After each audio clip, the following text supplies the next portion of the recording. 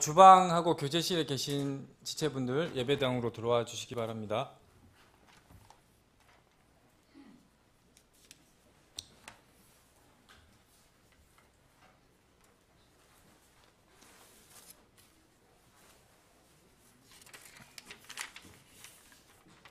찬양 한 곡 드리고 본 예배 시작하도록 하겠습니다. 마라나타 찬양 494장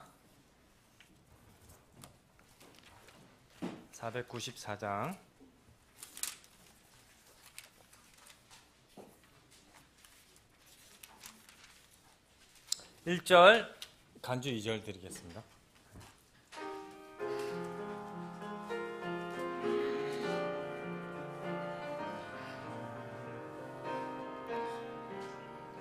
나는 주님만 찬양하리라 오직 주 예수님만을 나 같은 죄인 살리려 주 십자가 고난 당했네. 나는 자랑할 것이 없지만 오직 주 예수만 믿네. 주 예수님의 사랑이 죽음에서 나를 건졌네. 내가 연약할수록 나를 더욱 귀히 여기사 주님 성령으로 날 도우시네. 내 근심 모두 변해 기쁜 노래 찬양이 되네. 주님 사랑합니다. 예수님 간주 드리겠습니다.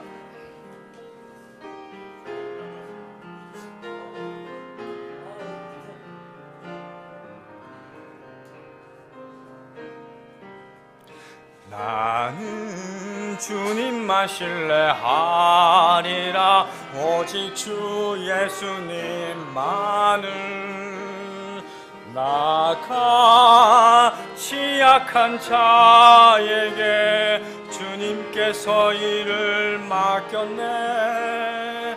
나는 자랑할 것이 없으니 오직 주 은혜로 사네.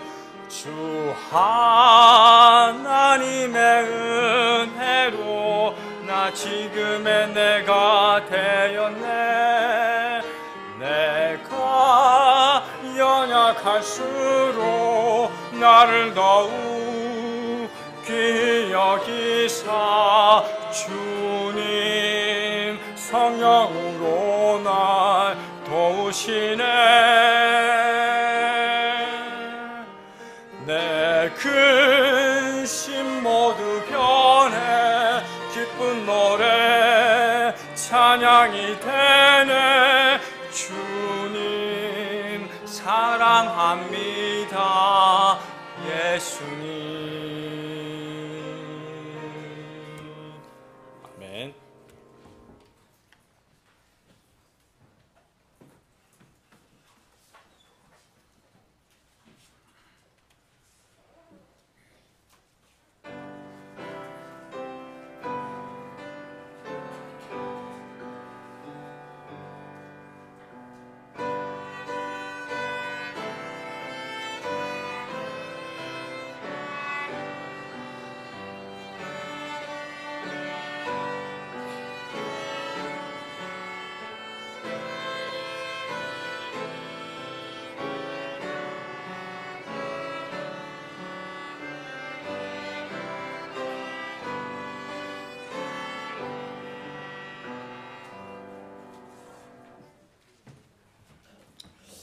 다 같이 일어나셔서 찬송가 45장으로 주님께 찬양 드리겠습니다.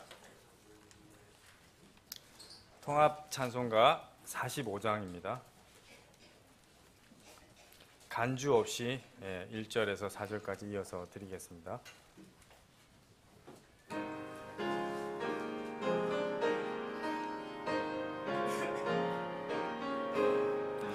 참 놀랍도다. 주 크신 이름 천하만국에 다 전파하라. 주 예수 온 천하 다스리시니 그 높으신 이름 참 영화롭다. 주 능력으로 늘 보호하고 늘 우리 곁에 함께 계시고 그 보좌 앞에서 큰 무리 모여 구속하신 주를 찬양하리라. 저 보좌 위에 앉으신 주께 큰 소리 높여 영광 돌리세. 저 천군 천사들 그 보좌 앞에 다 머리 숙여서 경배 드리네.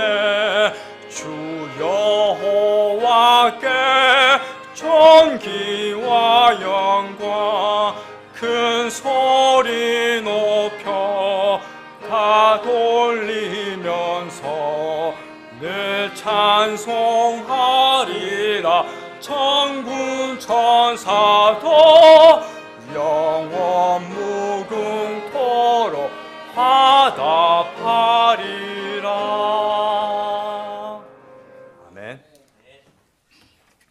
예, 다 같이 기도드리겠습니다. 살아계시고 지금도 모든 역사를 주관하시는 하나님 아버지, 아버지의 아들 예수 그리스도를 통하여 우리의 모든 죄를 제거해 주시고 사망에서 생명으로 옮겨주신 크신 사랑에 감사를 드립니다. 그리고 우리를 자녀로 삼아주시고 예수 그리스도와 함께 공동 상속자로 삼아주신 그 사랑과 은혜에 무한한 감사와 찬양과 영광을 드립니다. 천지 만물을 지으시고 지금도 그 모든 것을 한치의 오차도 없이 운행하시는 주님께서 이스라엘의 하나님이시며 저희를 건져주신 구원의 주님이심을 믿습니다. 또 그 주님께서 이 지역 교회의 모임에 함께 하시고 또 이 한가운데 있으심을 믿습니다. 또 이 모임에 우리를 기억하시고 우리의 기도에 귀 기울이시고 우리의 찬양과 경배를 기뻐 받으시는 주님이심을 믿습니다. 또 곧 공중에 오셔서 우리를 들어 올리시고 영화로운 몸으로 바꿔주실 바로 그분이심을 믿사오며 우리는 간절히 그날을 소망합니다. 주님, 주님의 은혜로 구원을 받았지만 이 육신으로 인하여 또 죄를 지으며 살아갑니다. 부디 그 죄가 그리스도의 심판석에서 남아있지 않게 주님 앞에 내려놓고 회개하길 원합니다. 그리고 우리를 너무나도 쉽게 얽어매는 죄를 떨쳐버리고 인내로 또 모든 일에서 절제하며 말씀으로 무장하여 우리 앞에 놓인 경주를 달려나갈 때 주님을 닮은 우리 모두가 되리라 믿습니다. 주님, 주님의 뜻이 하늘에서 이루어진 것 같이 땅에서도 이루어지길 원합니다. 주님의 나라와 왕국이 이 땅에 건설되기를 소망하며 그 일들에 적은 힘을 가진 저희 교회지만 주님께서 귀하게 쓰시리라 믿습니다. 적은 힘을 가지고도 주님의 말씀을 끝까지 지키며 주님의 이름을 부인하지 않는 주님의 내 교회가 되도록 인도해 주시옵소서. 주님의 나라와 의를 먼저 구하며 주님의 뜻대로 주님께 간구할 때 우리의 필요한 부분을 모두 아시는 주님께서 넉넉히 또 풍성히 채워주시고 우리의 이 땅의 삶과 모든 위험으로부터 지켜주시고 흔들리지 않게 붙들어 주시옵소서. 올 한 해 주님께서 맡겨주신 성경 사역의 일이 꼭 마무리되어 주님의 말씀이 그 어떤 것에도 매임 없이 막힘 없이 자유롭게 흘러나가 영광스럽게 되길 원합니다. 그 일을 전적으로 맡아 진행하는 목사님, 두 전도사님께 힘주시고 주님의 능력을 더해 주시옵소서. 아직 구원받지 못한 우리의 가족들, 친지들, 이웃들 그리고 친구들 어떠한 경로든 구원의 복음을 들을 수 있도록 그들의 눈과 마음을 열어 주시옵소서. 그리하여 올 한 해는 우리 교회에 구원의 간증이 넘쳐나는 기쁜 일들이 있게 하여 주시옵소서. 주님, 병약한 지체들 치료해 주시고 회복시켜 주시고 환경과 여건이 어려운 지체들 힘주시고 도와주셔서 다 같이 나와 기쁨으로 주님께 찬양 드리도록 도와주시옵소서. 오늘 주님만 높여지길 원하오며 또 우리에게 주님의 풍성한 은혜 내려주시옵소서. 감사드리오며 거룩하신 우리 주 예수 그리스도의 이름으로 기도드렸습니다. 아멘. 예, 다 같이 앉아주시고요. 이어서 찬송가 50장입니다. 50장 드리신 후에 헌물 기도가 있겠습니다. 찬송가 50장입니다.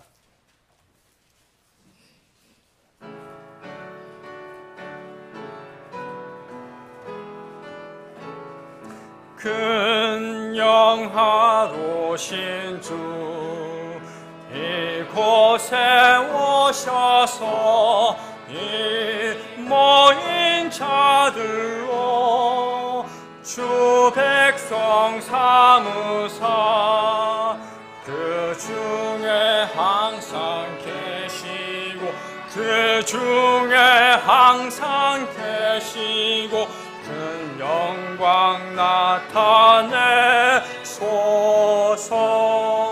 이 백성 기도와 또 예물 드림이 악내와 같으니 곧 받으옵소서. 주 예수 크신 복음을 주 예수 크신 복음을 만 백성 듣게 하소서. 또 우리 자손들 다 주를 기리고 저 성전 돌같이 긴하게 하소서. 주 구원하신 능력을 주 구원하신 능력을 끝날까지 주소서. 주 믿는 만민이 참도를 지키며 옛 성도들 같이 주 찬송하다가 저 천국 보좌 앞에서 저 천국 보좌 앞에서 늘 찬송하게 하소서.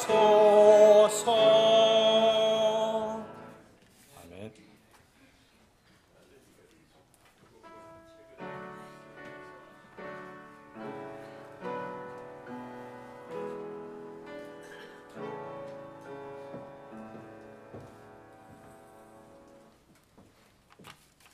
함께 기도 드리도록 하겠습니다. 내 마음을 다하여 주를 신뢰하고 내 자신의 명철을 의지하지 말지어다. 아멘.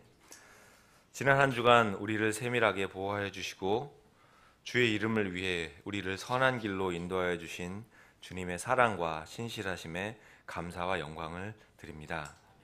민족의 명절인 설에 우리는 주님의 명절을 기립니다. 주님의 명절 중에 특별히 우리를 부르실 주의 나팔절을 기다리며 살아가는 특권을 주심에 감사와 찬양을 드립니다.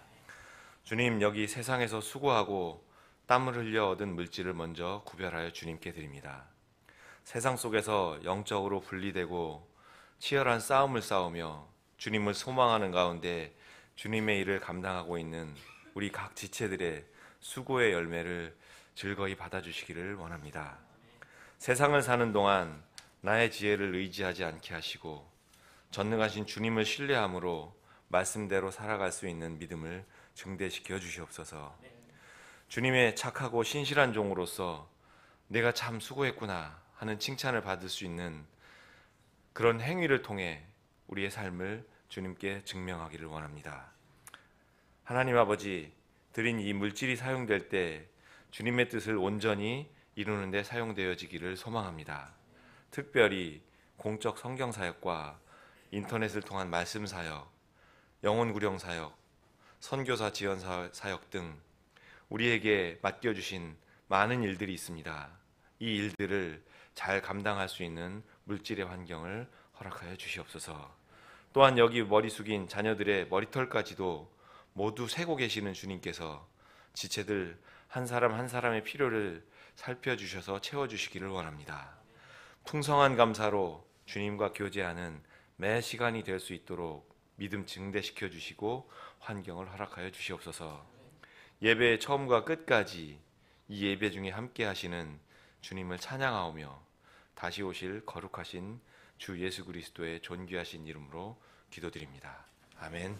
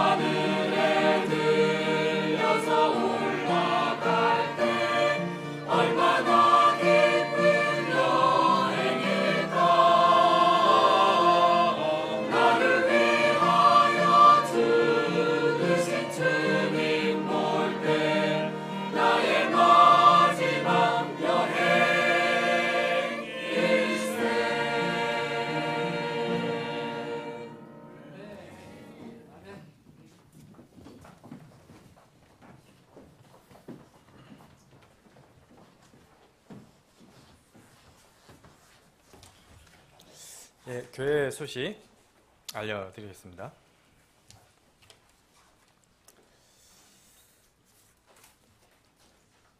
네, 벌써 오늘이 2019년 2월 첫 주일입니다. 예, 송구 영신 예배 드린 지가 엊그제 같은데 예, 시간이 참 빨리 가는 것 같습니다. 네. 2019년이 언제 올까 이런 생각을 예전에 했던 적이 있었는데 바로 2월이 왔네요. 네.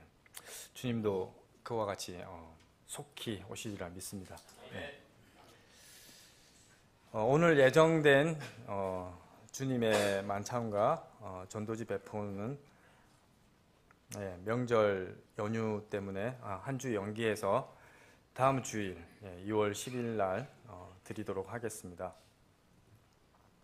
2019년 선교를 위한 헌신 약속은 지난주에 마감을 했습니다. 23가정 총 49명이 매월 216만 5천 원을 헌신하게 되었고요. 또 헌신 약속의 비용은 작년과 똑같이 중국의 그 김다니엘 목사님을 비롯해서 약 20명의 선교사님들을 안정적으로 지원하게 됩니다. 다음 설 명절 연휴가 시작되었습니다. 고향을 방문하는 지체분들은 안전하게 다녀오시고 또 이번 명절 기간 동안 복음을 나눌 수 있는 기회가 되기를 기도드리겠습니다. 특히 차량 운행을 하시는 지체분들 더 좀 조심하셨으면 좋겠습니다. 저번 목사님께서도 차량 사고가 있었는데요. 저도 뒤로 후진하다가 이제 차량 접촉 사고가 좀 있었거든요. 뭐 아주 이제 경미한 사고라서 그냥 잘 주님의 은혜로 잘 마무리가 되었고요. 아무튼 그 교차로나 후진하실 때, 특히 후진하실 때 좀 잘 주의하셨으면 좋겠습니다. 2월 6일 3일 저녁 예배와 기도회는 예정대로 진행하도록 하겠습니다. 전 교회 합심 기도 제목 뒤쪽에 비치되어 있는 수요 기도 제목 참조해서 기도해 주시기 바랍니다. 다음 주 2월 12일 오후에는 이정엽 전도사님이 설교를 해주시고요. 또 2월 24일 오후에는 최용주 전도사님이 설교를 해주시겠습니다. 참고해 주셔서 기도해 주시기 바랍니다. 마지막으로 2월 첫째 주 성경 암송 구절 같이 합독하도록 하겠습니다. 시작하겠습니다. 또 내가 들으니 하늘로부터 또 다른 음성이 나서 이르되 내 백성아 너희는 그녀에게서 나와 그녀의 제들에 참여하는 자가 되지 말고 그녀가 받을 재앙들을 받지 말라. 요한계시록 18장 4절 말씀. 아멘.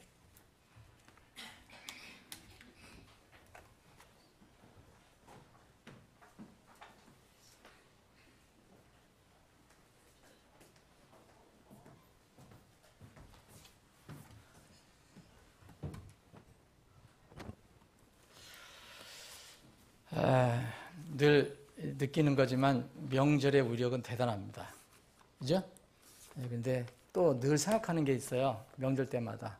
최소한도 우리나라는 2번 가을 명절, 이게 봄 명절이라고도 할 수 있는데 내일이 입춘이라는 거 여러분 아세요? 내일이 입춘입니다.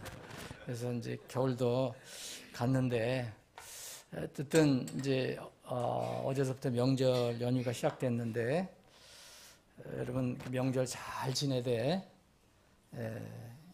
주의 명절이 있다는 걸 잊지 마십시오. 혹시 세상 명절에선 빠져도 아무 문제 없어요.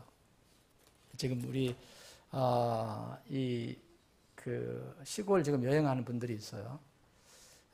몇 가정이 지금 명절 때문에 참석을 못 하셨는데 이 명절에 혹시 참석을 못 하더라도 여러분 주의 명절에는 여러분 빠지시면 안 됩니다. 그건 불행한 일입니다. 주의 명절, 주님 앞에 모이는 주님의 명절. 이스라엘 같으면 지금 이제 이 나팔이 불리지는 나팔절이 분명히 앞으로 있어요. 우리에게는 이스라엘의 절기가 아니더라도 하나님의 나팔 소리가 날 때 우리는 들려 올라가서 주님 앞에 만나게 됩니다. 이걸 여러분들 어떤 명절, 최소한도 1년에 2번 명절이 돌아올 때 이것을 여러분들 잊지 않으시면 좋겠습니다. 오늘 여러분들 지체들이 많이 빠지셨지만 그래도 기쁜 어떤 하나의 절차를 하겠습니다. 오늘 두 가정이 여러분들의 몸, 우리 서울제일침례교회 몸에 연합하는 순서를 진행하겠습니다. 그 지난 한 달 동안 이제 교회 이렇게 잘 이렇게 참석하시고 여러분들 얼굴을 다 이렇게 잘 살펴보시다가 이제 여러분들과 함께 주님 섬기고 기로 결정했다 이렇게 말씀하신 분들이 있어요. 그래서 이 두 가정을 여러분들 앞에 모시겠습니다. 우리 조연심 어르신 한번 앞으로 나오시고요. 또 우리 이주학 형제님 가정, 이주학 형제님, 이효순 자매님, 그리고 어머님 백영기 어머님, 이렇게 네 분이 오늘 여러분들의 몸, 주님의 몸, 서울제일침례교회 연합하는 그런 시간을 갖겠습니다. 자, 우선 제가 여러분들을 위해서 우리 여기 앞에 서신 네 분의 신앙 간증을 대신 이렇게 말씀드리겠습니다. 이 네 분은 제가 미리 다 이렇게 상담을 하고 교제를 했습니다. 어느 교회는 이제 간증을 못하면 입회를 안 시키는 교회도 있더라고요. 그런데 간증이라는 거는 자기 신앙 고백이에요. 그래서 이게 바울 사도 같은 경우도 하도 인정을 못 받고 그때 하도 예수 믿는 사람들을 잡아다가 고통을 주고 죽이기도 하고 감옥에 가두기도 해서 그 바울이 회심을 했잖아요. 그래서 예루살렘 교회에 들어오려고 하는데 예루살렘 교회 성도들이 받아주질 않아요. 여러분들 그 성경을 읽어보시면 그래서 대신 바나바가 대신 간증을 해줍니다. 그래서 제가 대신 여러분들에게 이것을 고백해 드립니다. 조연심 자매님, 나는 예수 그리스도를 나의 구주로 믿고 구원을 받았습니다. 나는 침례를 받았습니다. 또 우리 백영기 어르신, 나는 예수 그리스도를 나의 구주로 믿고 구원을 받았습니다. 나는 침례를 받았습니다. 그리고 백영기 어르신은 이런 말씀하셨어요. 저에게 저는 하나님을 사랑합니다 그랬는데 하나님을 사랑합니다라고 하신 게 아니라 하나님 아버지를 사랑하십니다 그랬어요. 아버지라고 부를 수 있는 사람은 누구죠? 아들만 부르는 겁니다. 아들. 그래서 이 어르신이 오늘 그런 고백을 해주셨고요. 우리 이주학 형제님, 나는 예수 그리스도를 나의 구주로 믿고 구원을 받았습니다. 나는 침례를 받았습니다. 이호순 자매님, 나는 예수 그리스도를 나의 구주로 믿고 구원을 받았습니다. 나는 침례를 받았습니다. 물론 이 네 분 다 나는 서울제일침례교회 회원으로서 책임과 의무를 다하겠습니다. 이렇게 고백을 하셨습니다. 자, 여러분들 이 네 분의 여러분들의 그 간증, 고백을, 신앙 고백을 그리고 침례 받았다는 것을 여러분들에게 공포하고 여러분들이 이미 연합해서 몸을 이루고 있는 서울제일침례교회의 몸으로 오늘 이 시간 연합하기를 원합니다. 연합하려는 것은 이제 함께 주님을 섬기기를 원하고 복음을 위해서 일하기를 원하는 것입니다. 그래서 이 조연심 자매님, 백영기 어르신, 이주학 형제님, 이호순 자매님이 우리 서울제일침례교회 여러분들의 몸에 연합하기를 여러분들 원하시면 아멘 해주시기 바랍니다. 아멘 해주시기 바랍니다. 네. 자, 이 네 분은 이제 오늘 이 시간 이후로는 우리 서울절심예교의 한 지체로서 함께 주님을 섬기게 되었습니다. 이제 하실 말씀이시거나 간증 더 추가로 하실 수 있으면 하실 수 있습니다. 지금 우리 조인신 자매님 또 어르신 이주영 형제님 이효순 자매님 하실 수 있으면 하세요. 무슨 그 신문 받는 거 아니니까. 네, 기쁜 날입니다. 네, 하실 말씀 있어요? 없어요? 그러면 여러분 이제 입회하고 나서 이제 여러분들의 같은 지체예요. 이제 지체가 아프면 내가 아픈 거고 지체가 기쁘면 내가 기쁘다 그랬죠. 그래서 여러분들이 지체의 힘을 확인하는 날마다의 그런 삶이 되기를 바랍니다. 자, 이 네 분을 격려해 주시기 위해서 우리가 늘 하는 것처럼 간단한 선물을 증정해 드리겠습니다. 두 분 집사님께서 이렇게 꽃은 한 가정당 하나만 드리겠습니다. 그래서 이 어르신 대신 받으시고요. 이 책 선물은 한 분씩 다 드리겠습니다.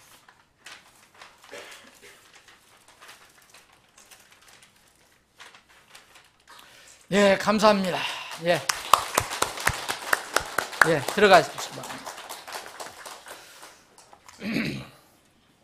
여러분들 한 달 동안 유심히 잘 살펴보셨어요.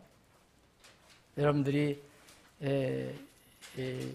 주님을 잘 섬기는가, 이게 바른 교회인가 이렇게 살펴보시고 여러분들과 함께 섬기기를 이제 원하셨습니다. 자, 오늘 여러분들과 함께 말씀을 나누기 전에 잠깐 이제 이것도 우리는 전례 어떤 문화로 또 어차피 새해 인사를 또 한번 해야 될 것 같아요. 그죠? 그래서 우리 외국 사람들이 신기하다고 그러더라고요. 한국 사람은 3번 어떻게 어떤 때는 3년을 한꺼번에 나이를 먹는다고 그러는 사람이 있어요. 그 사람들 개념으로는 그렇습니다. 자, 명절 이게 구정 명절에 한 번 먹고 또 1월 1일 저기에 먹고 그 사람들이 이해 못하는 나자마자 한 번 또 먹고 자, 다 같이 일어나셔서 인사하는 시간을 갖겠습니다. 400장 주의 진리 위에 십자가 군기 1절 부르신 뒤에 서로 새해 인사도 좋고 격려 인사도 좋습니다.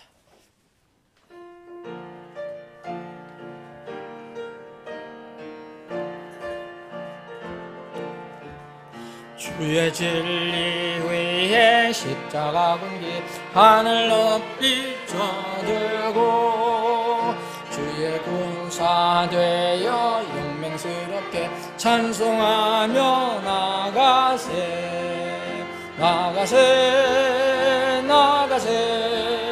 주 예수만을 위하여 목숨까지도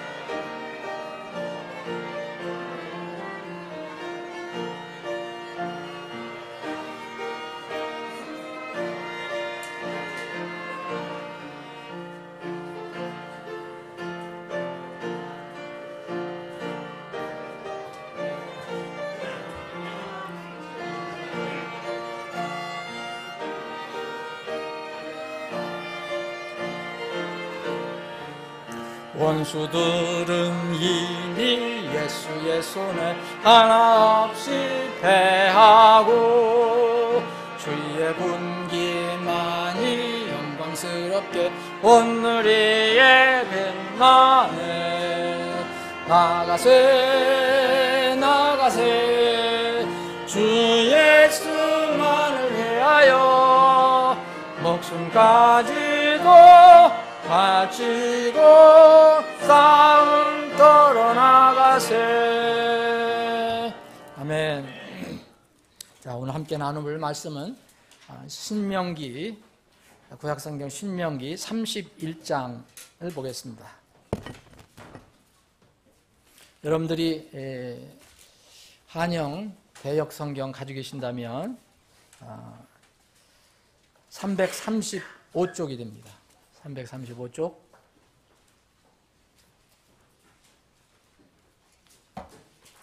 신명기 31장.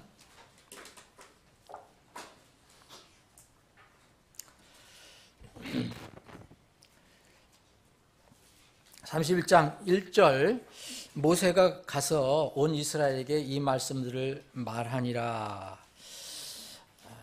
신명기 31장 1절 제가 읽습니다. 2절입니다.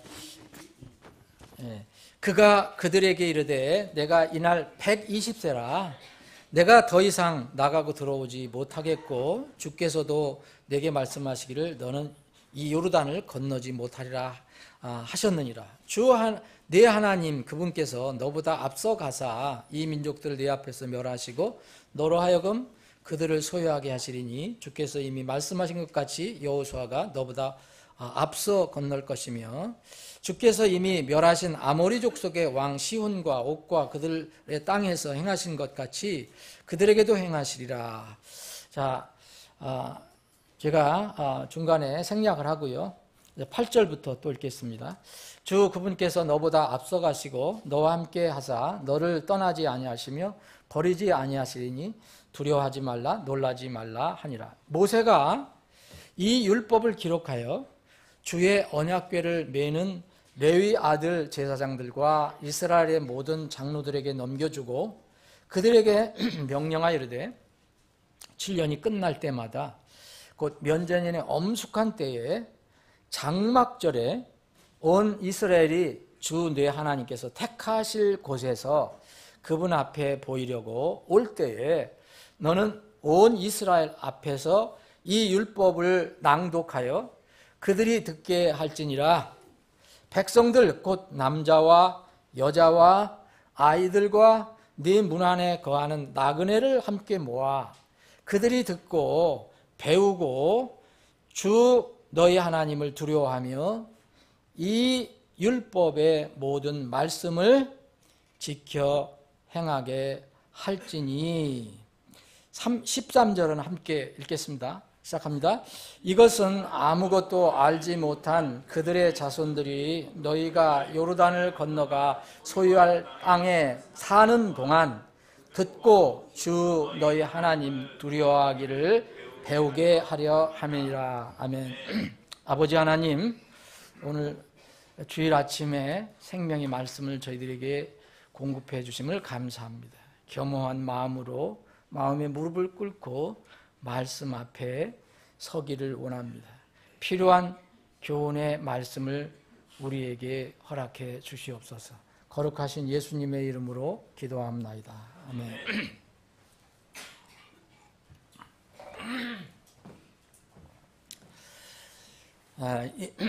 이 말씀은 신명기 말씀은 모세가 이제 거의 이 땅에서 삶이 끝날 때가 되고요. 하나님께서 말씀하신 것처럼 자기 자신은 이제 팔라인 땅, 가나안 땅을 들어가지 못하고 후계자인 여호수아가 이 민족들을 이끌고 들어가게 되어 있는데 그 전에 바로 그들을 다시 격려해주고 또 교훈해주고 또 어떤 면은 경고도 해주고 하는 그런 말씀입니다. 벌써 2019년이 12토막 중에서 한 토막이 갔어요. 이 명절만 해도 정말 추석 명절이 어제 같았는데 벌써 설 명절이고 정말 빠르게 지나가는 것은 세월뿐이 없는 것 같아요. 그래서 저는 이 말씀을 한 주 동안 준비하면서 이런 생각을 해봤습니다. 이렇게 빠르게 지나가는 세월 속에서 사는 것이 무엇인가, 인생이 무엇인지 다시 한번 새삼스럽지만 생각을 해봤습니다. 내일 있을 일을 너희가 알지 못하는도다. 인생이 무엇이냐, 생명이 무엇이냐, 그것은 곧 잠시 나타났다가 곧 그 후에 사라져버리는 수증기니라, 이렇게 야고보 기자가 기록을 했습니다. 인생이 무엇이냐, 과연 삶이 무엇이냐, 생명이 무엇이냐에 대한 그런 질문과 답을 했습니다. 이런 하나님 말씀을 보면 인생은 참으로 정해진 기간에 살다가 가는, 어떤 면에는 참 허무한 그런 존재들인데, 이런 인생들이 여전히 끝없이 욕심을 부리고 이렇게 살아가는 것을 우리가 볼 수가 있습니다.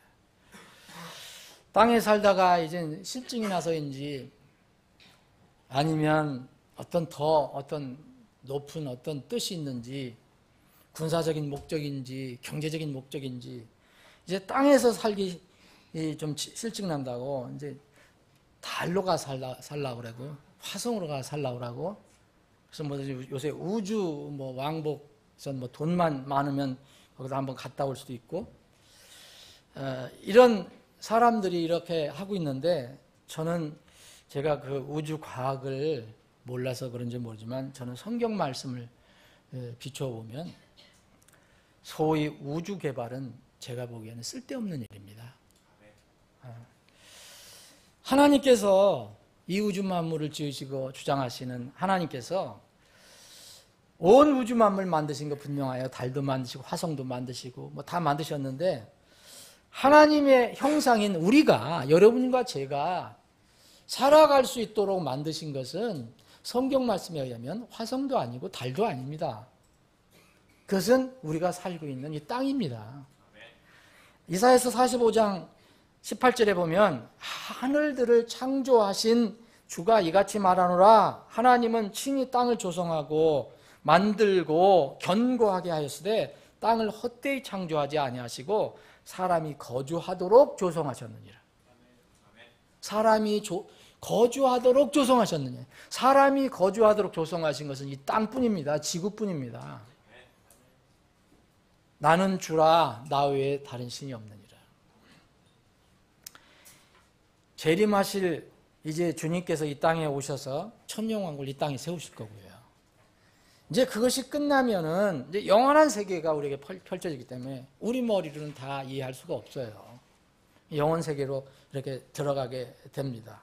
그런데 그 영원 세계를 이야기하는 하늘에서 내려오는 새 예루살렘이 내려올 때는 구원받은 사람들로 구성된 민족들만 들어간다고 요한계시록 21장에 기록이 되어 있습니다.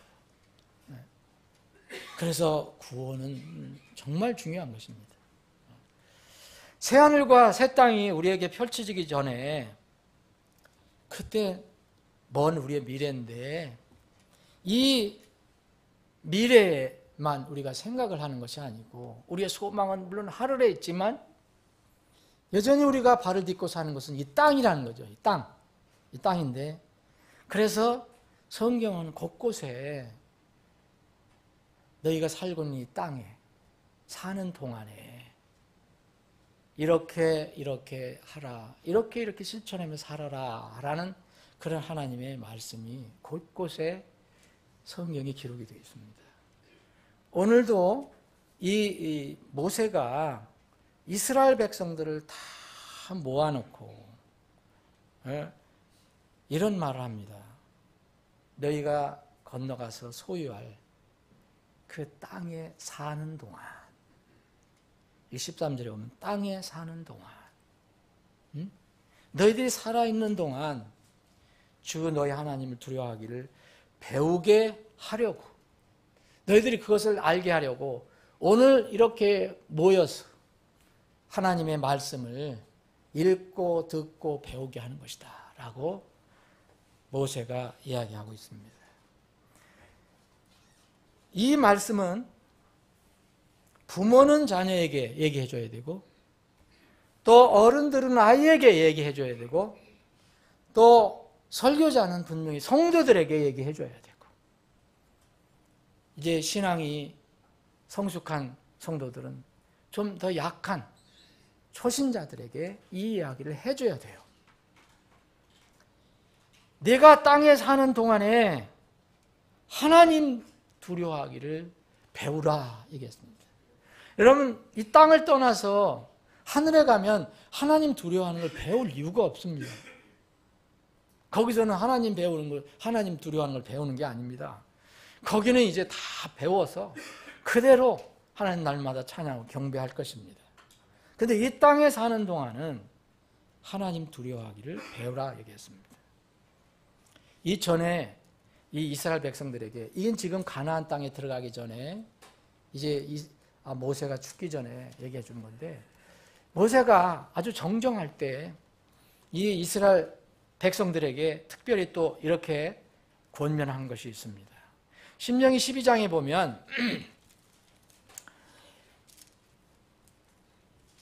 신명기 12장 17절부터 19절에 보면, 너희들이 이제 하나님께서 복 주신 것으로 하나님 앞에서 그것을 먹되 내 아들들 남종 여종 또 내 성문에 거하는 레위 사람과 함께 그것을 먹으라. 그러면 내가 행한 일들로 인해서 하나님께서 기뻐하실 것이다. 그러면서 19절에 보면, 너희들은 스스로 조심해서 내가 땅에 사는 동안 레위 사람들을 저버리지 말지니라. 그런 말을 했어요. 땅에 사는 동안에, 너희들이 살아있는 동안에, 그런 말입니다. 땅에 사는 동안. 이런 하늘에 가 사는 때가 아니라 땅에 사는 동안에 이렇게 하나님의 일꾼들을, 레위인들을 이제 어떤 몫이 없는 11지파들이 이 레위 사람들을 저버리지 말라라고 얘기합니다. 그래서 반복해서 이야기하는데, 14장 27절에도 보면 내 성문 안에 있는 레위 사람은 너와 함께 나누는 몫이나 상속재산이 없는 자니 너는 그를 저버리지 말지니라. 근데 이게 예언이 또 이게 거꾸로 들어맞았거든요. 나중에 저버려요. 이스라엘 사람들이. 11지파가 저버려요. 그래서 이제 하나님을 향한 예배가 그때 제사가 폐해지죠. 저기가 없어지니까, 레위인들이, 그 다른 11지파가 돕질 않으니까. 그래서 땅에, 여기 특별히 이제 뭐라고 얘기했냐면, 내가 조심해서 내가 땅에 사는 동안에 그랬습니다. 땅에 사는 동안에. 자, 오늘 본문 말씀은 또 내가 땅에 사는 동안에 하나님 두려워하기를 배우라. 레위인들에게 주신 명령도, 레위인과 관련된 명령도 하나님이 주신 명령이고, 이 하나님을 너희들은 두려워하면 살아라 라고 얘기합니다. 여러분, 하나님을 두려워한다는 것은 여기 9절부터 12절에 있는 것처럼 율법, 하나님의 말씀을 듣고 배우고 지키는 것을 얘기하는 겁니다. 하나님을 두려워하는 사람은 자연스럽게 그렇게 나오는 거죠. 어디서 그렇게 합니까? 여기 11절에 보면 내 하나님께서 택하실 곳에서라 했어요. 사람들이 마음대로 모이는 곳이 아니에요. 내가 가고 싶은 대로, 내 감정이 원하는 대로 가는 게 아니에요. 내 편리에 따라서 가는 게 아닙니다. 하나님이 정하신 곳이 있어요. 이스라엘 백성 모이는 곳. 그곳은 바로 성막입니다. 하나님의 궤가 있는 것, 법궤가 있는 것. 그곳을 하나님께서 지정하셨어요. 그리고 여기에 모이는 것은 온 이스라엘이라고 했어요. 온 이스라엘. 모여서 하는 게 뭡니까? 하나님 말씀을 전하고 듣고 읽고 하는 거예요. 12절에 보면 백성들 그랬는데 백성들의 아이도 들어갑니다. 여러분 백성 아이 빼주려고 그러는데 에이, 빠지시면 안 됩니다. 남자 여자 아이들 있잖아요. 12절에 보면 심지어는 함께 너희와 함께 있는 나그네들까지 다 모여서 하나님이 정하신 곳에서 그렇게 하나님 말씀을 듣고 배우고 지켜라 라고 얘기합니다. 이 지금 이 시대도 매우 흡사합니다. 주님께서 말씀하신 것은 예배는 어른이나 아이나 다 함께 드리는 겁니다. 예배의 주축은 하나님 말씀입니다. 세상 이야기가 아닙니다. 내 감정이 아닙니다. 또 예배는 어떤 사람이 얘기하는 것처럼 아무 데서나 드리는 게 아니에요. 하나님이 정하신 곳이에요. 두세 사람이 내 힘으로 함께 모인 곳에 나도 거기에 그들 한가운데 있느니라 라고 하신 것이 바로 주님의 몸인 교회입니다. 네. 이스라엘 백성들에게 이렇게 너희들이 땅에 사는 동안 이렇게 하나님 두려워하기를 배우라라고 얘기했습니다. 여러분 하나님 두려워한다는 것이 뭡니까? 여러분 아무리 인간 세상에서 반듯하고 의롭게 보이는 사람이라도요 하나님을 모르고 하나님을 두려워하지 않으면 필연적으로 나타나는 결과가 있어요. 부패합니다. 필연적으로 타락합니다. 왜냐하면 인간은 원래 아무리 우리가 보기에 경건해 보이고 정의로워 보여도 하나님을 두려워하는 마음이 없으면 하나님이 없으면 자기 본성에서 벗어날 수가 없어요. 윤리도덕으로 아니면 자기 체면으로 또 자기의 명예 때문에 조금 카바를 하는 것뿐이지. 여러분 왜 하나님을 두려워해야 되느냐 하면 바로 그 이유 때문입니다. 하나님이 없는 사람은 이유는 육신의 소욕을 처음에 이기는 것 같지만 결정적인 때는 못 이겨요. 세상의 유혹을 남이 보는 데서는 이기는 것 같지만 결정적일 때는 못 이겨요. 마귀의 관계 이기는 것 같지만 결정적일 때는 이길 수가 없어요. 왜냐하면 하나님을 두려워하는 마음이 없기 때문에 그래요. 하나님이 없이 그래서 정의를 부르짖는 사람들 있잖아요. 하나님 없이 정의를 부르짖는 사람은 저는 믿지 않습니다. 저 자신도 믿기 어려운데 무슨 하나님이 없으면서 요새는 또 기독교를 굉장히 조롱하는 사람 많고요. 이 정부에서도 기독교를 이렇게 아주 공식적으로 모독하는 사람이 있어요. 고위 공직자 중에서도. 하나님께서 정말 다루시기를 원합니다. 하나님 오래 참으시는 분이니까. 여러분 하나님 없이 정의 부르짖으면요 반드시 나타나는 게 나중에 있어요. 위선입니다. 허구예요. 이걸 여러분 정치적으로 생각하지 말기 바랍니다. 여러분 사상 이념적으로 나누면 좌우로 나눠요. 중도도 있지만. 그런데 성경을 그대로 믿는 사람이라면 이 사회주의, 공산주의 사상을 받아들일 수가 없어요. 이거 불가능한 겁니다. 성경을 읽어보면. 우리가 하나님을 믿는다면. 그런데 소위 기독교 안에서도 사회주의, 공산주의, 전체주의 이런 것들을 포용하는 사람들이 있어요. 왜 그러냐면은 그 사람들이 자기 생각대로 성경 말씀이 아니라 자기 생각대로 그것을 해석하려고 하기 때문에 그렇습니다. 정말 하나님 없이 정의를 부르짖는 것보다는 저는 차라리 실수하고 넘어지더라도 두려워할 대상 하나님이 계시는 것이 더 좋다고 생각합니다. 더 안전하다고 생각합니다. 여러분 최소한 하나님을 두려워하는 사람이라면 남을 욕하고 남을 비난하고 그렇게 하는 것보다는 자기를 먼저 바라볼 수밖에 없기 때문에 그렇습니다. 그런데 하나님이 없는 사람, 하나님 두려워하지 않는 사람은 자기의 기준이 다 정의예요. 자기 어떤 사상이나 이론에 의해서 그게 다 정입니다. 여러분, 예수님께서 이런 것들을 그래서 잘 가르쳐 주셨어요. 그때 당시에 완전히 권력을 쥐고 있었던, 종교 권력을 쥐고 있었던, 종교 권력과 사회 권력도 쥐고 있었어요. 서기관들과 바리새인들과 우유선자들, 이런 사람들에게 주님 뭐라 하셨습니까? 너희가 화가 있을지어다. 너희들이 잔과 대접은 겉들은 막 닦는데 깨끗이 하되 그 속은 더럽도다. 누가 합니까? 그거를 세상 사람은 모르죠. 예수님만 하시죠. 예수님만. 여러분, 아브람, 롯 이렇게 둘이 살고 있었던 때가 있었어요. 물론 아브라함하고 롯이 좀 떨어져 있었어요. 근데 아브라함과 롯과 함께 또 연결된 사람이 있었는데, 아브라함과 함께 사는 사람들이 소수의 사람이 있었고, 또 롯과 함께 사는 다수의 사람들이 있었어요. 롯과 함께 사는 사람들은 바로 소돔 사람들입니다. 소돔 사람들. 여러분, 이 세 부류 중에 한번 생각해 보세요. 아브라함이 있고 롯이 있고 소돔 사람이 있어요. 여러분들의 최상의 모델은 누가 되어야 되겠습니까?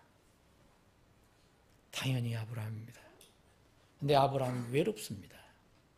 소돔에 연락이 없어요. 그 휘황찬란한 즐거움이 없어요. 편리함도 없어요. 세상의 연락으로 가득한 소돔과 고모라와 분리해서 들에서 산 사람이 아브라함입니다. 우리의 세상의 모델이지만 우리가 이게 힘든 거예요. 우리의 최선의 모델은 아니지만 그래도 롯과 함께 살고 있는 소돔 사람들을 비교해 볼 때는 최소한 그래도 우리는 롯을 생각해 봅니다. 왜냐하면 롯은 그래도 소망이 있는 사람들이기 때문에 그렇습니다. 롯과 같은 사람들은 소망이 있어요. 비록 잘못 육신에 끌려서 소돔에 살지만 그에게는 하나님을 두려워하는 양심이 살아있기 때문에 그렇습니다. 베드로 기자는 롯이 구원받은 의인이라고 얘기했어요. 그런데 그곳에 살기 때문에 날마다 자기의 양심, 의를 상하게 한다고 그랬습니다. 여러분, 하나님이 없는 소돔 사람에게는 거듭나서 살아난 영이었기 때문에 그들이 아무리 정의를 외쳐도 육신의 본성이 나오면 그것에 끌려가게 돼 있어요. 그래서 그들이 어떻게 사는지 모르지만 결정적일 때 하나님께서 보내신 두 천사가 나타났을 때 그 못된 짓을 한 거예요. 자기 본성에 끌려가서. 하나님이 없는 사람은 양심적인 회개를 할 수 없기 때문에 세상의 판단이나 결정이나 이런 것들이 기준이 되고 그것이 정의가 됩니다. 그러나 하나님을 두려워하는 사람은 세상의 판단이 최종적인 것이 아니에요. 여러분, 목적이 우리에게는 필요합니다. 근데 목적을 위해서 과정과 수단을 정당시하면 안 됩니다. 그리스도인은 절대 그렇게 하면 안 돼요. 우리가 중요한 것은 목적에 우리가 이르러야 되지만 그곳에 나중에 다다라야 하지만 하나님께서 그곳을 인도해 줄 겁니다. 우리가 중요한 것은 지금 가는 과정이에요. 과정. 이 과정이, 그리고 우리가 이 과정에서 쓰는 수단이 하나님이 인정하시는 것이어야 돼요. 그런데 하나님을 떠난 사람, 하나님을 무시하거나 하나님을 두려워하지 않는 사람들은 그들이 아무리 정의를 얘기하고 선을 얘기해도 결국은 하나님 보실 때는 위선적으로 행동하게 되고 부패하고 타락할 수밖에 없다는 거예요. 여러분, 이 지금 우리나라 있던 사회에서 일어나는 현상, 꼭 이걸 정치적으로 여러분 결부 안 시키더라도 정말 전에는 그런 일이 일어나기 전에는 정말 저 사람 문학가에 저도 존경하는 사람이었어요. 시를 좋아하고 소설 옛날에 그랬으니까. 지금 별로 좋아하지 않습니다. 정말 그때는 꿈도 못 꿀 그런 위대한 사람이었죠. 시 쓰고 소설 쓰면 뭐합니까? 여러분, 하나님이 없는데, 하나님이 없으니까, 두려워할 대상이 없으니까 안 보이는 데서는 온갖 그런 짓들을 하는 거예요. 여러분. 그런데 하나님을 두려워하는 사람은 곧 성경 말씀을 문자대로 믿는 사람입니다. 왜 두려워합니까? 우리는 약하기 때문에. 그리고 우리가 사는 건 모든 것이 최종 하나님으로부터 걸러져야 되기 때문에. 구원받은 사람이나 구원받지 않은 사람이나 하나님의 심판석을 피할 수가 없어요. 우리는 그리스도의 심판석을 이해받을 수가 없습니다. 그래서 하나님을 두려워하는 사람이 되어야 된다는 거예요. 이스라엘 백성들에게 이 모세가 이제 자기가 죽어가면서 이제 얼마 안 있으면 죽습니다. 120세에 죽잖아요. 해주고 싶은 이야기가 뭐겠는가? 너희들은 너희들은 내 후손들이, 너희들 자손들이 이제 저 가나안 땅에 들어가는데 그 땅에 살 건데 너희들이 그 땅에 사는 동안, 땅에 있는 동안 하나님 두려워하기를 배우라. 아버지들은 아들에게 가르쳐주고 장로들은 백성들에게 가르쳐주고 그렇게 하라. 그 이야기입니다. 여러분, 무소불위의 권력을 가지고 있던 사람들, 여러분 어떤 사람들도 역사적으로도 그렇고 성경적으로도 그렇고 하나님을 두려워하는 사람과 두려워하지 않은 사람들은 분명히 차이가 나요. 여러분, 다윗 나중에 고생하다가 이제 왕권을 올랐는데 그때 다윗의 그 권력은 정말 무소불위예요. 다윗도 무소불위의 권력을 가지고 있었어요. 물론 다른 왕들도 그랬어요. 그러면 누구를 생각해 볼까요? 악한 왕을 하나 생각해 봅시다. 이스라엘의 아합 왕. 아합 왕은 더 무소불위의 권력을 가지고 있었어요. 마음대로 아합 왕, 자기가 지나다니다가 포도밭이 너무 좋고 풍성하니까 그걸 빼서 궁리를 해갖고서 사람 죽이고. 그런데요, 다 사람이 본성이 이러니까 그런 못된 짓을 합니다. 다윗 왕도 선한 왕이었지만 결정적으로 실수를 했어요. 그죠? 이제 좋은 자리에 올라가니까 보이는 게 없잖아요. 그때 조심해야 되는데 조심하지 않다가 육신의 소욕에 끌려서 큰 죄를 짓습니다. 장년들은 다 알 거예요. 제가 설명 안 해도 돼요. 그런데 다윗은 두려워할 대상이 있었어요. 구원받은 하나님 백성이에요. 하나님을 정말 두려워하는 대상으로 모시고 있는 사람이에요. 못된 죄를 졌어요. 큰 죄를 졌어요. 이거 간음죄에다가 살인죄에다가 거짓말한 죄에다가. 그런데 하나님께서 나단 대언자를 보내줬어요. 가서 그에게 하신 것은 그냥 하나님 말씀을 선포한 것뿐이에요. 하나님 말씀 전한 거예요. 지금 정치적으로 토론한 것도 아니에요. 정치적으로 토론 잘하는 사람은 거기서 옳은 것으로 끝내버리잖아요. 그죠? 정당하다. 말 잘하고 그러니까 이제 끝나서로 해야지나요. 그런데 그냥 나단 대언자랑 가서 하나님 말씀을 전한 거예요. 호되게 책망을 합니다. 하나님 말씀으로. 사무엘하 12장을 보면. 그때 어떻게 했습니까? 다윗은 어떻게 했습니까? 여러분, 이게 하나님을 두려워하는 사람과 두려워하지 않는 사람의 차이예요. 무소불위의 권력을 가지고 있는 사람이에요. 다윗 왕. 얼마든지 나단 대언자 무슨 힘이 있어요? 저거 끌어가 죽여. 그래도 끝나요. 얼마든지 덮을 수도 있어요. 그런데 나단 대언자가 하나님 말씀을 가지고 자기 앞에 나타났을 때, 그 말씀을 들었을 때는 다윗은 거기에 무릎을 꿇습니다. 무릎을 꿇어요.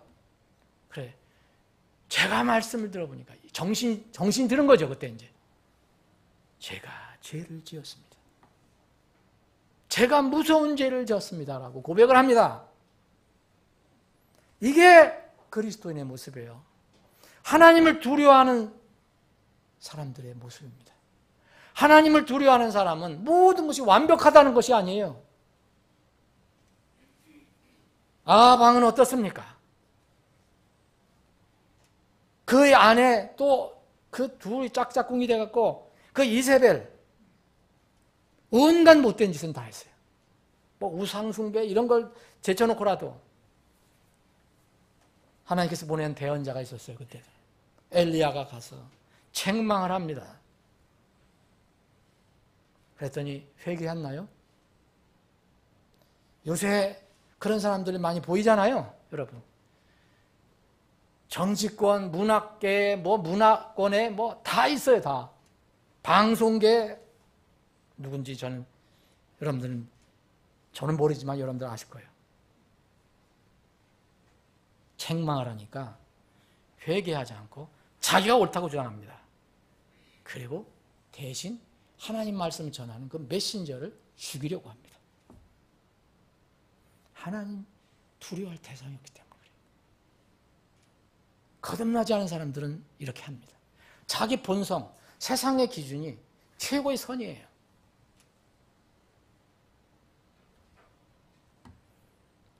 무소불위의 권력을 가지고 있었던 헤롯도 자기 자신의 동생 빌립의 아내를 가로채요. 이런 상상할 수 없는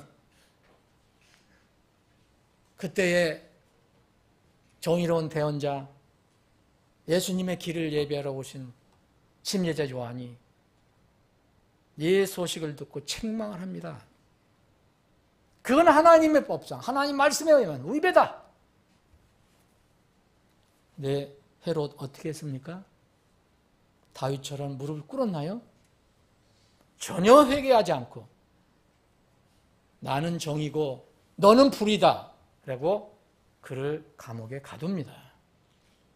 그랬다가 그것도 결국은 자기의 정부 헤로디아의 간계를 이기지 못하고 그 헤로디아의 그 정말 살살거리는 그런 요구 때문에 결국 무서운 죄를 짓습니다. 침례자 요한을 죽여버립니다. 그의 마음 안에 두려워할 대상이었기 때문입니다. 두려워할 대상이었기 때문에 자기가 마음대로 하는 거예요.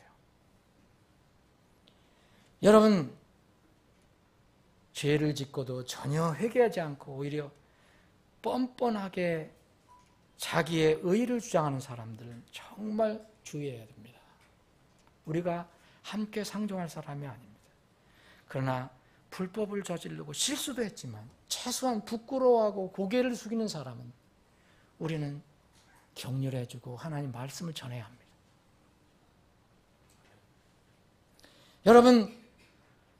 여러분들과 함께 늘 기도하는 이 북한 사정 저는 자주 듣는데 여러분 북한 정권이 그 얘기하는 것들을 방송하면 들어보십시오. 그 아나운서들 얼마나 그 음성도 놀라워. 그런데 그 말하는 거 보면 전부 번지르르한 미사여구예요. 그걸 들어보면 지구상의 북한이 지상 최상 낙원이에요. 그래요? 최고의 낙원이죠. 지상 낙원이고 이 세상에서 가장 정의로운 나라가 그 나라예요. 김정은은 최고의 의로운 영도자예요. 세계적인 영도자. 여러분, 그런데 이 시대에도 적지 않은 젊은이들이, 정치인들이, 종교인들이 칼 마르크스, 레닌주의 신봉합니다. 하나님 말씀을 정확하게 모르기 때문이에요. 세상 사람들은 그렇다 그래도 무슨 기독교 관련된 사람들이 도대체 이게 어떻게 이런 일이 이루어질 수 있을까? 여러분, 사회주의, 공산주의, 칼 마르크스, 레닌주의 사상은 하나로 요약하면 이겁니다. 하나님은 없다. 사람은 물건이다. 유물론입니다. 유물론. 그러니까 목적을 위해서는 그 수단과 과정은 다 정당시되는 겁니다. 이것들을 하나님 없이 정치하는 사람, 하나님 없이 뭐 하는 사람들은 이런 어떤 상황이 되면 그렇게 하는 거예요. 자기들의 과정, 자기들의 그 수단은 상관없어요. 나중에 자기들의 목적이 의로우면 다 정당시되는 거예요. 사랑하는 여러분, 이것을 바로 하나님께서는 이 모세를 통해서 이스라엘 백성에게 내가 이 땅에 사는 동안에 하나님을 두려워하기를 배우라 그랬어요. 너의 자손들이 배우라. 너무너무 중요한 것입니다. 이게. 우리 자녀들에게도 하나님 두려워하기를 배워야 됩니다. 하나님 두려워를 배우면 하나님이 나를 치실까? 뭐 이런 뜻이 아니에요. 하나님이 우리를 바라보시면서 마지막 심판을 하실 분이다. 그분을 속일 수 있는 것은 아무것도 없다. 그분의 말씀이 정의다. 그분의 말씀이 진리다. 그래서 우리는 그분을 두려워하면서 따라가야 된다. 그런 말씀입니다. 자, 내가 땅에 사는 동안에 이스라엘 백성에게 이렇게 이야기했습니다. 자, 그러면 이 신약 성경에는 그런 게 없는가요? 자, 베드로 전서를 한번 보겠습니다. 베드로 후서 보겠습니다. 베드로후서 1장.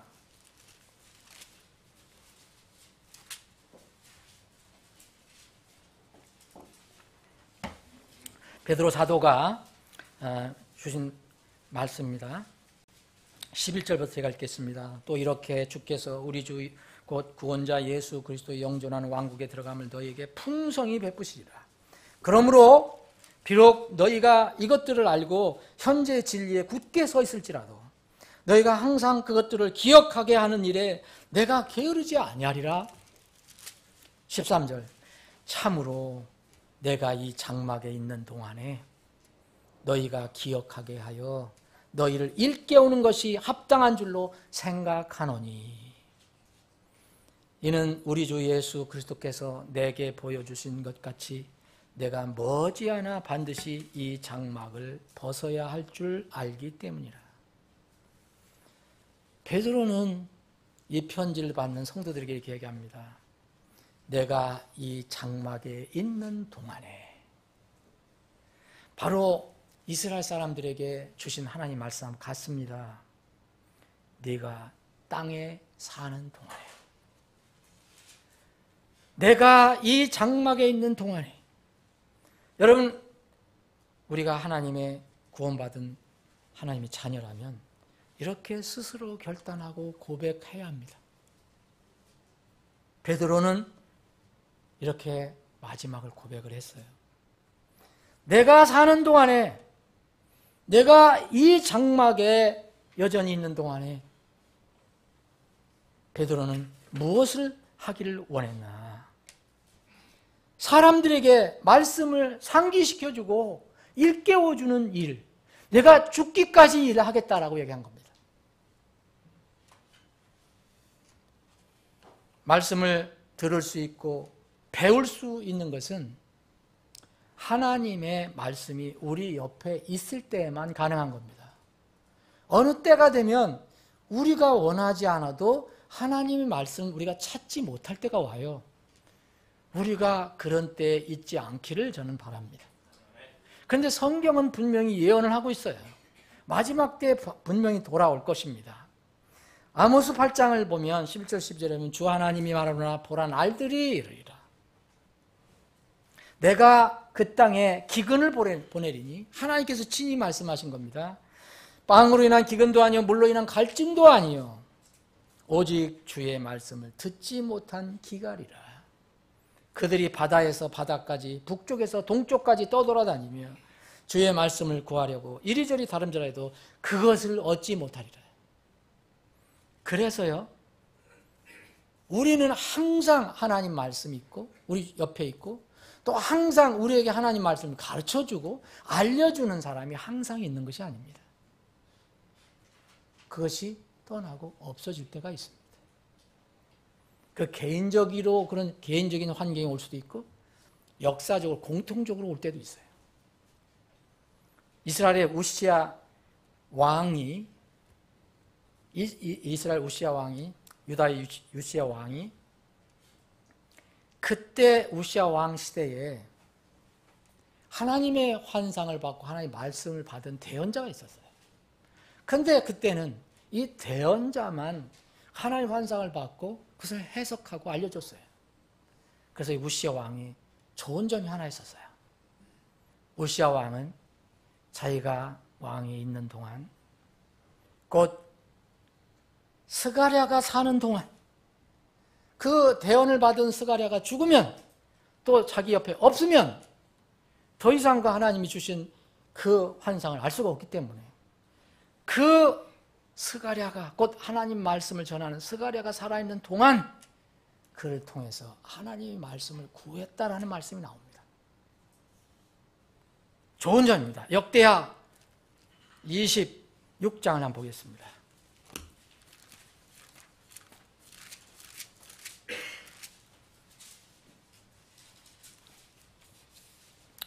역대하 26장을 보면 그때 유다의 온 백성이 우시야를 취하여 그의 아버지 아마시아 대신 왕으로 삼으니 그때 그의 나이가 16세더라. 그 왕이 자기 조상들과 함께 잠든 뒤에 우시야가 엘롯을 건축하고 유다에 그것을 복귀시켰더라. 우시야가 통치하기 시작할 때 나이가 16세더라. 그가 예루살렘에서 52년 동안 통치하니라. 그의 어머니의 이름이 역시 예루살렘의 여골리아더라. 우시야가 자기 아버지 아마시아가 행한 모든 것에 따라 주의 눈앞에서 올바른 것을 행하며 5절입니다. 하나님의 환상들에 관하여 이해하는 스가랴가 사는 날 동안에 하나님을 구하였고 그가 주를 구하는 동안에는 하나님께서 그를 형통하게 하셨더라. 우시야 왕이 정말 중요하게 한 일이 있어요. 그때 당시 하나님의 말씀을 전하고 선포하는 사람이 누구였느냐? 스가랴였어요. 그래서 스가랴가 살아있는 동안 내가 부지런히 하나님을 구해야 되겠다. 그래서 하나님을 구했습니다. 그래서 하나님께서 그를 형통하게 해주셨다고 말씀하고 있습니다. 우시야 왕이 정말 잘 깨달은 건 뭐냐면 저 하나님 말씀을 받은 스가랴가 내 곁에 떠나거나 죽거나 그럼 나는 하나님의 뜻을 알지 못한다. 그래서 그 일을 했습니다. 바로 베드로는 내가 내 장막에 있는 동안, 장막이라는 게 여러분 무슨 뜻인지 여러분 아시죠? 이게 무슨 진짜 집을 얘기하는 게 아니잖아요. 자기 몸, 장막. 내가 숨을 쉬고 있는 동안에는 나는 너희들에게 계속해서 기억하게 하고 하나님 말씀을 기억하게 하고 또 일깨우는 것. 일깨운다는 것은 다른 말로 하면은 영어 스토어인데 자극 주는 겁니다. 자꾸 격려해주고 정신 차리라고 해주고 하는 거예요. 그 일을 하는 것이 내가 합당한 일이다라고 생각했습니다. 사랑하는 여러분, 여러분 사는 동안에 내가 사는 동안에 내가 이 장막 동안에 사는 동안에 무엇을 할 것인가 한번 생각해 보시기 바랍니다. 내가 사는 동안에 시편 기자 다윗과 다른 시편 기자는 내가 사는 동안에 주를 찬송하고 주의 이름으로 내 손을 들리니 그랬어요. 내가 사는 동안에 주께 노래하고 내가 생존하는 동안에 노래로 하나님을 찬양하리로다. 다윗과 또 다른 시편 기자는 내가 살아있는 동안에 내가 사는 동안에 이 땅에 사는 동안에 하나님을 이 구원의 기쁨과 감격으로 지금 찬양하겠다. 그리고 베드로는 내가 이 장막에 사는 동안에 다른 사람을 도와서 자꾸 하나님 말씀을 전해주고 일깨워주고 굳굳하게 서라고 그런 일을 하겠다라고 결정을 한 것입니다. 말씀을 정리하겠습니다. 여러분, 이 세상에서 가장 큰 복이 뭡니까? 그것은 하나님의 은혜로 죄사함 받는 겁니다. 하나님의 자녀로 그 이름을 하늘에 기록하는 겁니다. 그럼 두 번째 복이 뭐라고 생각합니까? 명절 때 한우 소고기로 만든 떡국 먹는 게 복이 아니에요. 그거는 못 먹어도 세상 사람들은 얘기합니다. 세상에서 성공하고 물질복 많이 받고 하나님의 자녀로서 무슨 모든 일이 형통하고 교회에서 또 그런 걸 많이 원하잖아요. 전 여러분들을 위해서 매일 기도할 때 이런 복을 정말 물질복 많이 달라는 기도는 잘 못하겠더라고요. 생계 어려운 사람들 도와주세요는 하지만 두 번째 복이 뭡니까 여러분? 하나님의 몸에 연합해서 하나님께 주신 구원받을 때 주신 성령의 은사, 태어날 때 가지고 있는 재능, 이것을 잘 활용해서 주님을 섬기는 것입니다. 이게 두 번째 큰 복이에요. 사람들이 이걸 잘 몰라요. 어제 우리 두 분 전도사님과 저는 제 방 청소하고 그 근처 청소하고 두 분은 또 교회 청소하고 그러면서 저는 잠깐 생각했어요. 베이큐음을 돌리면서 물걸레질 하면서 야, 이것도 행복이다. 일할 수 있는 이런 행복이 있다. 여러분 누가 와서 우리 교회에 와서 내가 청소해 주겠다 해서 우리가 청소시킬 사람이 있어요? 하나님의 일을 하는 것, 하나님의 또 집에서 일을 한다는 것은 얼마나 큰 영광이고 기쁨입니까? 자매님들이 형제 자매들을 위해서 식사 준비한다는 것, 이거 신역은 고되지만 하나님의 집에서 일을 한다는 게 이게 영광의 기쁨 아닙니까? 왜냐하면 주님께서는 냉수 한 그릇의 수고도 잊지 않고 기억해 주셔서 나중에 보상해 주시겠다고 하셨기 때문입니다. 사랑하는 여러분, 눈에 보이든지 보이지 않든지 묵묵히 주님을 섬기는 것, 이게 두 번째 큰 복입니다. 그리고 아름다운 것입니다. 남이 보든 안 보든 그게 무슨 상관이 있습니까? 어떤 사람이 그래요. 천국에 가면 굉장히 따분할 것 같다고. 모든 일이 다 해결되고 만날 즐거우니까 따분해서 어떻게 살겠냐. 그런 사람 여러분 만나보셨죠? 따분할 사이가 어디 있습니까? 여러분? 네?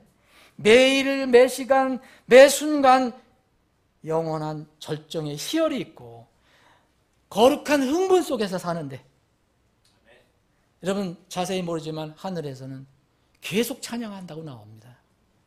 그리고 섬긴다고 계속 나옵니다. 여러분 계시록 읽어보세요. 계속 섬기는 게 나옵니다. 구체적으로 뭘 섬기는지 모르지만 분명히 그 중에 하나는 섬기는 거예요. 찬양이에요.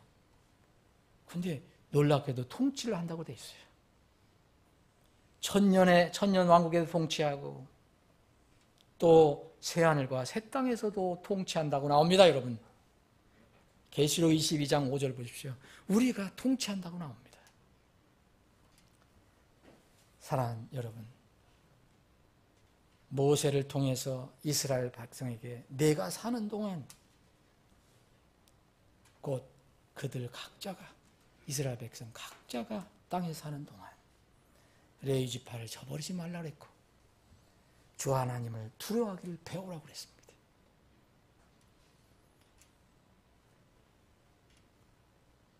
베드로는 그렇게 스스로 고백합니다. 나는 내가 이 장막에 있는 동안에 나에게 맡겨준 이 사명을 정말 끝까지 잘 감당하겠다. 성도들을 섬기는 일을 감당하겠다라고 이야기했습니다. 오늘 명절 연휴를 맞아서 이스라엘 백성은 바로 그 말씀을 명절 때 받은 것입니다. 주님과의 관계를 다시 한번 생각해 보시고, 나는 내 장막에 사는 동안, 내가 이 땅에 사는 동안, 내가 살아있는 동안 무엇을 어떻게 할 것인가 생각해 보시는 시간이 되는 복된 시간이 되기를 바랍니다. 기도하시겠습니다.